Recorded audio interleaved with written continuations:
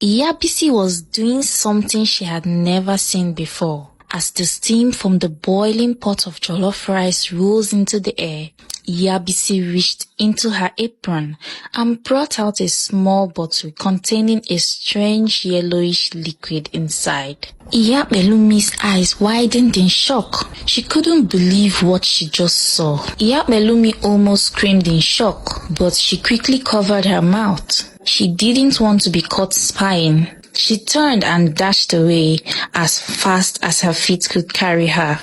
Breathing heavily, she ran straight home, bursting through the door to find her husband lounging in the sitting room.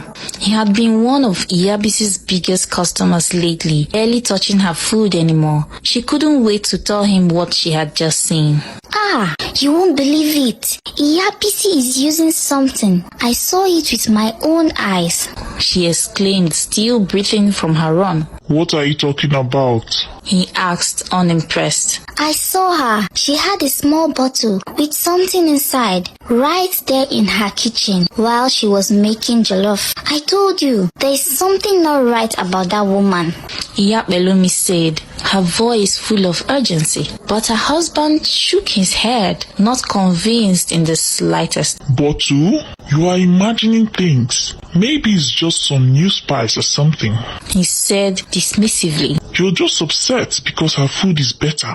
Before she could argue further, he stood up, grabbed his wallet, and headed for the door. Iyabelumi could only watch in disbelief as her husband, the same man she had just tried to warn, walked right out of the house and made his way to Iyabisi's restaurant, completely ignoring her warnings. Iyabelumi was deeply saddened and frustrated after her husband dismissed her warning. It hurt even more that he preferred eating there rather than at home. But she was determined not to let go. She swore to expose Iyabisi for what she truly was. The very next day, she began telling the women around the village what she had seen. At first, some of them were hesitant to believe her, but when she explained how their husbands were also abandoning their meals at home for Iyabisi's food, they started to listen more closely. The rumor spread quickly, reaching the ears of the elders. Many villagers were already suspicious of Iyabisi's sudden success, and they grew curious. Determined to prove herself right,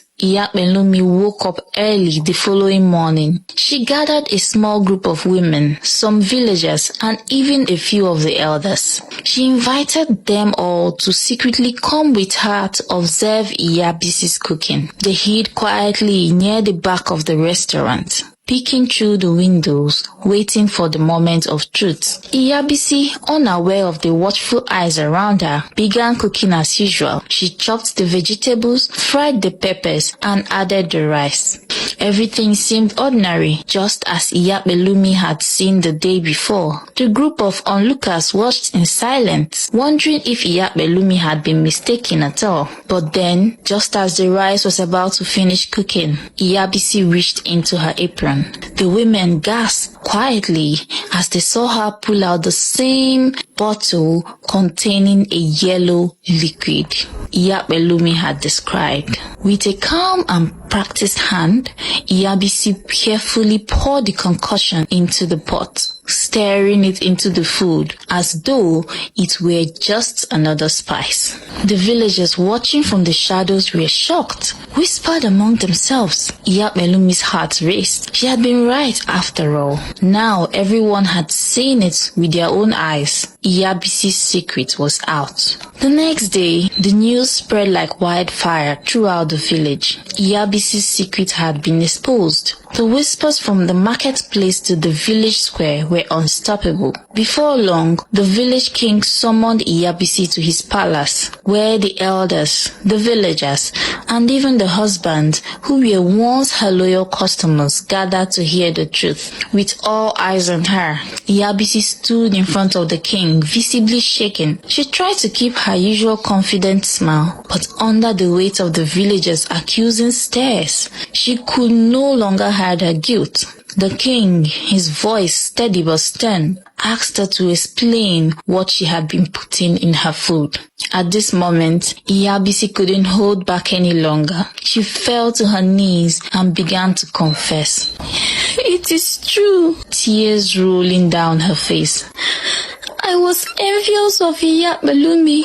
My business wasn't doing well, and I wasn't making any sales. I watched as her restaurant stayed full, while mine remained empty. In my jealousy and desperation, I went to the native doctor for help." Hey! The villagers gasped in disbelief, and even the husbands, who had praised her food, looked at each other in shock. "The native doctor gave me the concoction and instructed me to add it to my overnight urine and then add it to my food," Iyabisi continued. "He told me that it would draw people to my restaurant and make them crave more. I've been using it ever since." The confession stunned everyone. The women exchanged horrified looks, and the husbands, who had once eagerly devoured plate after plate of Iyabisi's meals, were filled with disgust. Some even began to cough and gag,